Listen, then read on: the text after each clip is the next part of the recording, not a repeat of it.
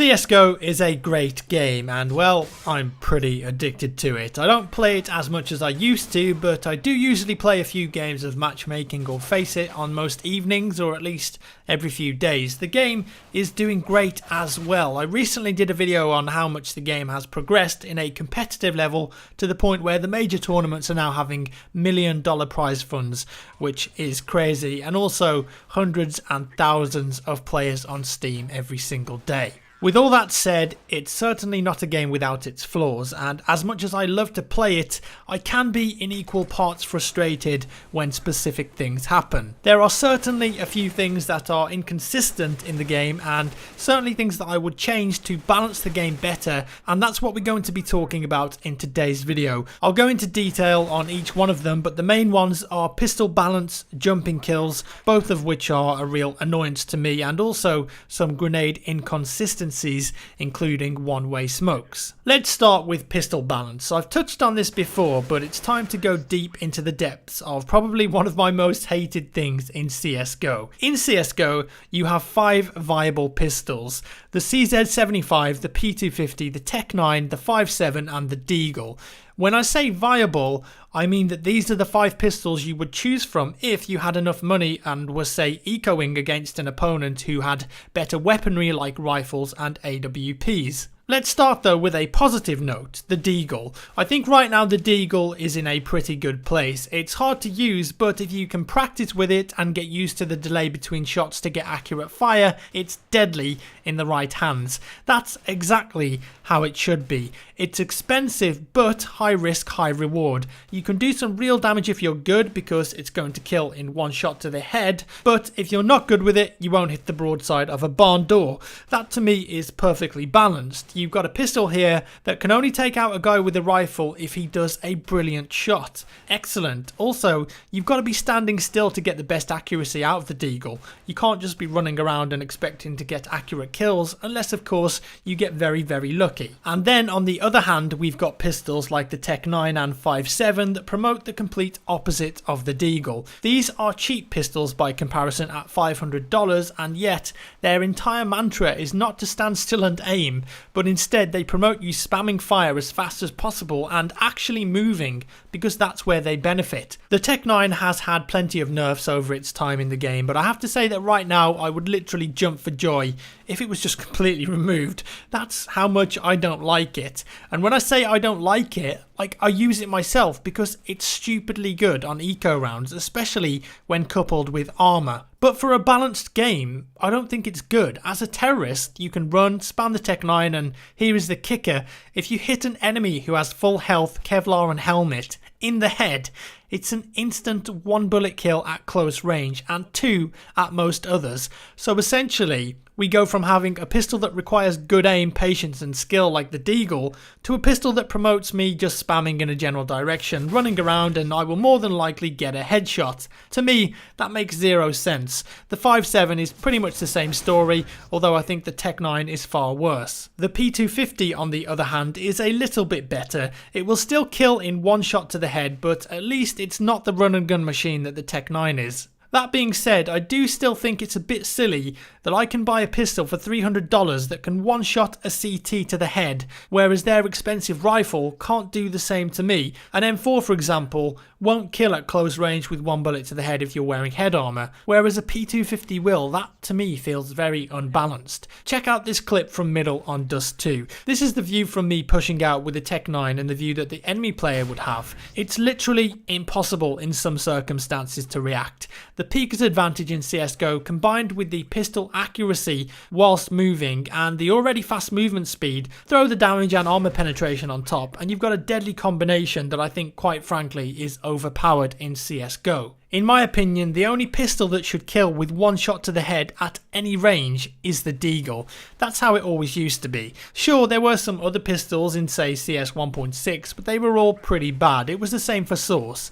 Now, obviously, Valve want more guns in the game, they want more choice, and that's fine, but but when you start adding in stupid pistols like the R8 revolver for example, you start to see the problem. They are unbalancing the game. Now I have to give the other side a fair shake and look at this from another perspective, because with these pistols in the right hands, say of pro gamers at online or LAN tournaments, which we might watch on Twitch, it certainly can spice up the games, and eco rounds are won way more than they used to be, but is that necessarily a good thing?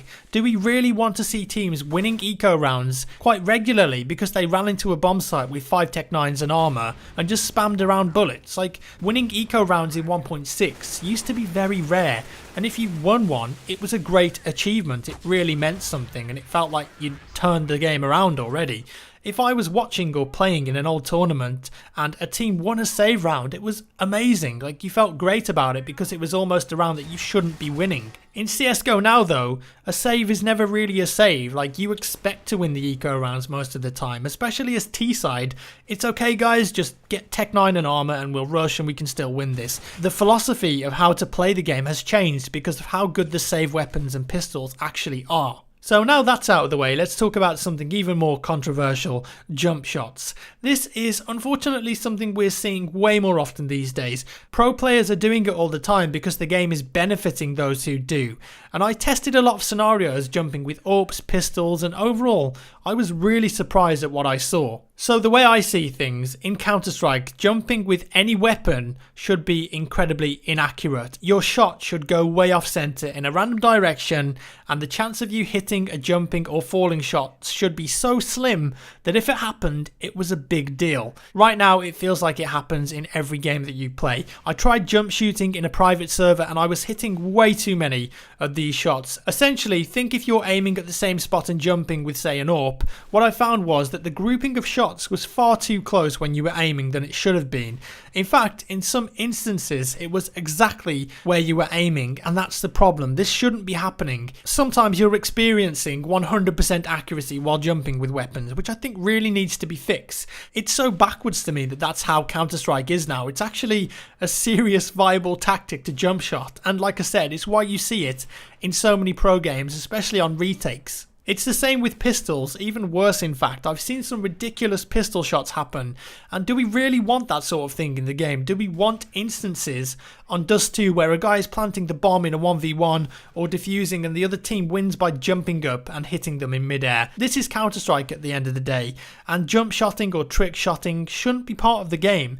Yes, a long time ago in like CS 1.3 you could jump shot pistols and be 100% accurate, but that was patched out and brought back to a reasonable level. It's not been that way for years, aside from the Scout of course, which we'll get onto later. I've got quite a few clips here that you've been seeing on the screen of pistols in CSGO, some from live matches, some that I've recreated, just ridiculous jumping kills as well as crazy fast movement speeds.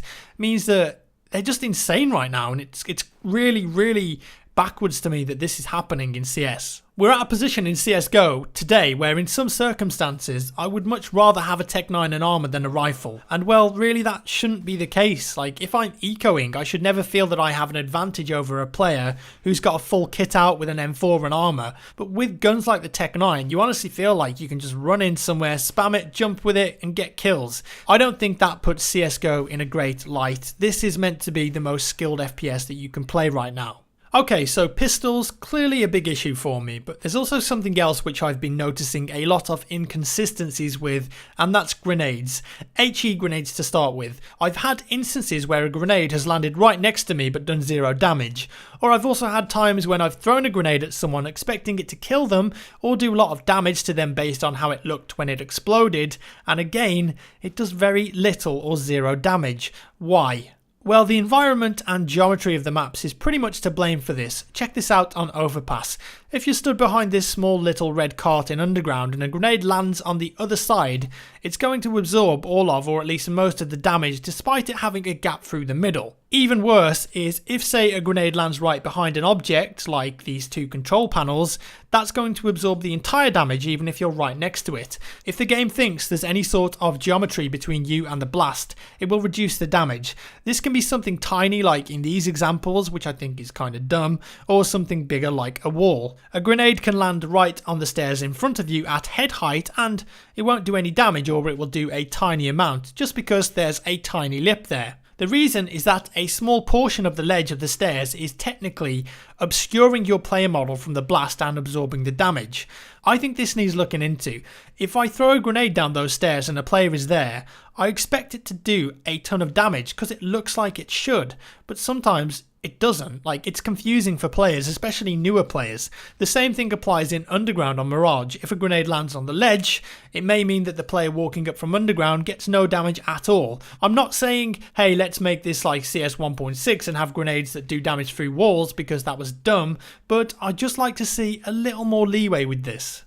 Moving on, jump scouts. If you didn't know this already, the scout or SSG-08 is 100% accurate when you do a vertical jump. 100%. So many players buy this weapon and abuse it by hiding behind crates, jumping and headshotting people who have very little chance of reacting and landing a return shot on you. Why is it like this? It just baffles me. I know there are a couple of scoped rifles you could do this with in CS Source, so is this just a legacy thing?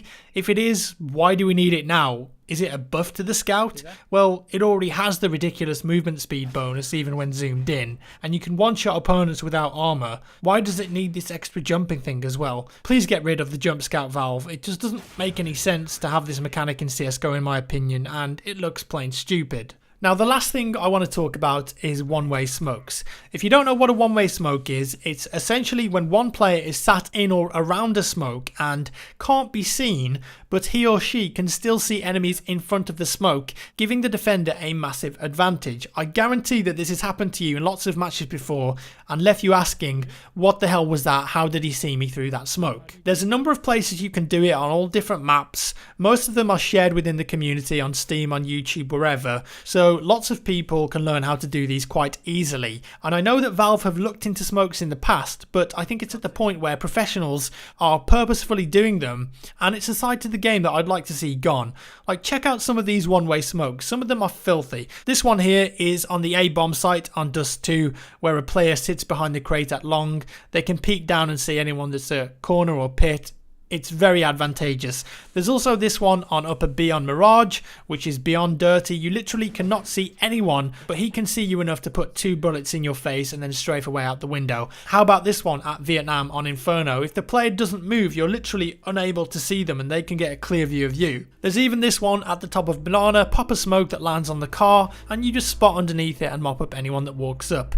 These sort of glitches need to be fixed as they break the design of the game. A smoke is supposed to be a grenade that offers you cover to fall back or to push, not to exploit from a defensive position and shoot people who can't even see you and shoot back. That's BS and it shouldn't be in the game, yet it still is. There are even some instances where you can actually spot players through smokes if a grenade lands behind them. I've had it on occasion where an enemy will be walking through a smoke but their entire silhouette becomes visible to me due to a grenade bug. It's not ideal, is it? Wrapping things up, I love CSGO and I still play it every single day because I think it's still the best team-based competitive shooter out there. But do I think that Valve has some ways to go to improve its overall balance? Yes, not to mention the abhorrent cheating and some other things in there like the sound being really messed up at times. I'm sure you've had instances just like me where you think you're hearing someone coming from one direction, like in front of you, and they pop out from behind you or somewhere completely different. So in short, nerf the pistols, fix jump shots, sort out the one-way smokes and make grenades a bit more consistent. It's simple really. And that's all for today folks. Please let me know your thoughts down in the comments below. As always, thank you for watching. If you enjoyed the video, give me a thumbs up. If you didn't, a thumbs down, and I'll see you in the next one.